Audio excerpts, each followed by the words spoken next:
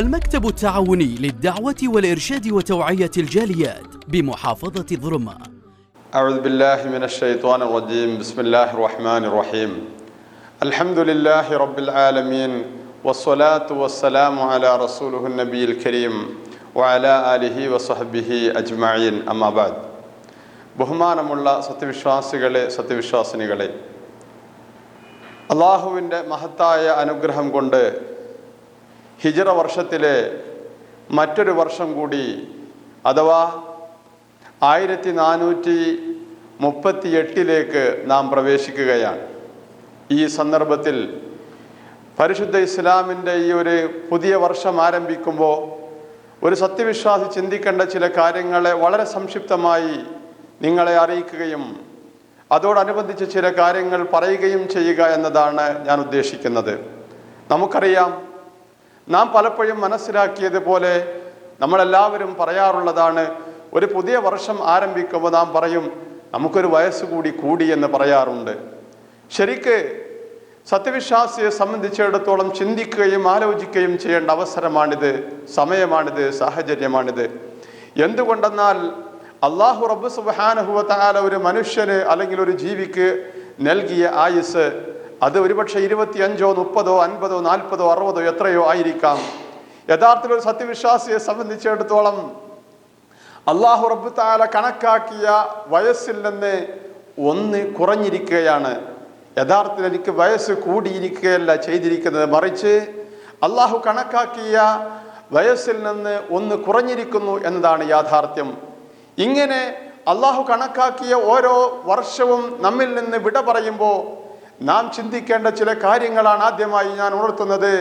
നമുക്കറിയാം, ഇസ്ലാമിൻ്റെ 2ാമത്തെ ഖലീഫ Umar bin Khattab റളിയല്ലാഹു തആല അൻഹു സത്യവിശ്വാസികളെ വിളിച്ചുകൊണ്ട് ഉണർത്തുന്ന ഒരു അസർ കാണാം. ഹാസിബു അൻഫുസകും ഖബ്ല അൻ തുഹാസബു വസിനു അഅമാലകും ഖബ്ല അൻ തുസനു. മഹാനായ ഉമർ ബിൻ ഖത്താബ് റളിയല്ലാഹു അൻഹുവിനെ തൊട്ടും അലി റളിയല്ലാഹു അൻഹുവിനെ തൊട്ടും ഇതേപോലെയുള്ള അസറുകൾ വന്നിട്ടുണ്ട്. അവർ പറയുകയാണ്, ഹാസിബു അൻഫുസകും ഖബ്ല അൻ തുഹാസബു.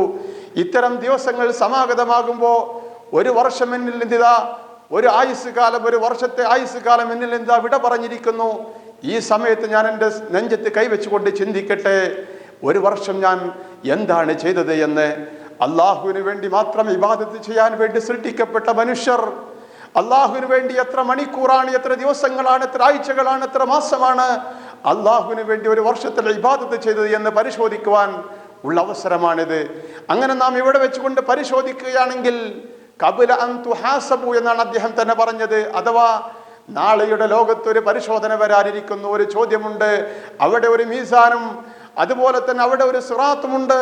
അതിനു മുമ്പ് നാം പരിശോധിക്കുകയാണെങ്കിൽ തീർച്ചയായും നമുക്ക് തൗബ ചെയ്തുകൊണ്ട് നല്ലവരായി ജീവിക്കാൻ സാധിക്കും. ഇവിടെ വെച്ചുകൊണ്ട് പരിശോധന കൃത്യമായി നൽകുകയാണെങ്കിൽ നമുക്കറിയാവുന്ന നമസ്കാരത്തിന്റെ കാര്യത്തിൽ, നോമ്പിന്റെ കാര്യത്തിൽ, മറ്റു നിർബന്ധമായ മാതാപിതാക്കളോടും ജ്യേഷ്ഠന്മാരോടും അനുജന്മാരോടും സഹോദരിമാരോടും സഹോദരന്മാരോടും ചെയ്യേണ്ട പ്രവർത്തനങ്ങളിൽ നാം എത്ര കണ്ട് വീഴ്ച വരുത്തിയെന്ന് പരിശോധിക്കാനുള്ള അവസരമാണ് യഥാർത്ഥത്തിൽ ഇത് എന്ന് ചുരുക്കം. പിന്നീട് ഇതുപോലെയുള്ള ഒരുപാട് കാര്യങ്ങൾ നമുക്ക് ഇത്തരം മാസം സമാഗതമാകുമ്പോൾ, പ്രത്യേകിച്ച് മുഹറം സമാഗതമാകുമ്പോൾ ചിന്തിക്കുവാനുണ്ട്. ഹിജ്റ വർഷത്തിൻ്റെ ആരംഭത്തെക്കുറിച്ച്, ഹിജ്റ വർഷത്തിൽ തന്നെ മാസം മുഹറം തുടങ്ങിയതിനെ കുറിച്ചൊക്കെ ഒരുപാട് ചരിത്രങ്ങൾ ദീർഘിച്ചു പോകുന്ന സംഭവമാണ്. അതൊന്നും ഞാനിപ്പോൾ വിവരിക്കാൻ ആഗ്രഹിക്കുന്നില്ല. അതുമായി ബന്ധപ്പെട്ട ഒറ്റ കാര്യം കൂടി സൂചിപ്പിക്കുകയാണ്. മുഹറം സമാഗതമായിരിക്കുന്നു. ഇനി നമ്മുടെ തൊട്ടടുത്ത് ഏതാനും ദിവസങ്ങൾ കഴിഞ്ഞാൽ നമ്മിലേക്ക് സമാഗതമാകുന്നത് മുഹറം 10.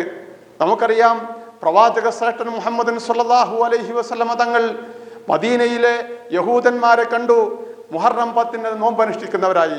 പ്രവാചകൻ അവരോട് ചോദിച്ചു, എന്താണ് നിങ്ങൾ മുഹറം 10 നോമ്പനുഷ്ഠിച്ചിരിക്കുന്നത് എന്ന്. അവർ നൽകിയ മറുപടി, മൂസ അലൈഹിസ്സലാം ഫറോവയുടെ കുതന്ത്രങ്ങളിൽ നിന്ന് രക്ഷപ്പെട്ട് മൂസ അലൈഹിസ്സലാമും തന്നോട് വിശ്വസിച്ച അനുയായികളും അള്ളാഹുൽ വിശ്വസിച്ചവരും രക്ഷപ്പെടുകയും ഫറോവയും കൂട്ടരും മുങ്ങിച്ചാകുകയും ചെയ്ത ദിവസമാകുന്നു എന്ന്. ഇതോടനുബന്ധിച്ച് ശുക്രൻ എന്ന രീതിയിൽ മൂസ അലൈഹിസ്സലാം നോമ്പനുഷ്ഠിച്ചു. അതിനോട് തുടർന്ന് ഞങ്ങൾ നോമ്പനുഷ്ഠിക്കുന്നു എന്ന്. പ്രവാചകൻ അവരോട് നൽകിയ മറുപടി, നഹനു അഹഖു ബി മൂസ മിൻകും എന്നാണ്. നിങ്ങളെക്കാൾ ഞങ്ങളാണ് മൂസ അലൈഹിസ്സലാമിനോട് ഏറ്റവും ബന്ധപ്പെട്ടവർ എന്ന് പറഞ്ഞുകൊണ്ട് പ്രവാചകൻ മുഹറം 10 നോമ്പനുഷ്ഠിക്കാൻ കൽപ്പിക്കുകയും വരാനിരിക്കുന്ന വർഷം ഞാനുണ്ടെങ്കിൽ 9 അന്ന് കൂടി നോമ്പനുഷ്ഠിക്കുമായിരുന്നു പറയുകയും ചെയ്തു എന്നാണ്. അതുകൊണ്ട് തന്നെ 9 അന്നും 10 അന്നും, അതല്ലെങ്കിൽ 10 അന്നും 11 അന്നും, അതല്ലെങ്കിൽ 9-നും 10-നും 11-നും 3 ദിവസവും നോമ്പനുഷ്ഠിക്കൽ സുന്നത്തായി പണ്ഡിതന്മാർ നമ്മെ പഠിപ്പിക്കുന്നു. മാത്രമല്ല, ഈ നോമ്പിന്റെ പുണ്യത്തെക്കുറിച്ച് പറഞ്ഞുകൊണ്ട് ഞാൻ അവസാനിപ്പിക്കുന്നു.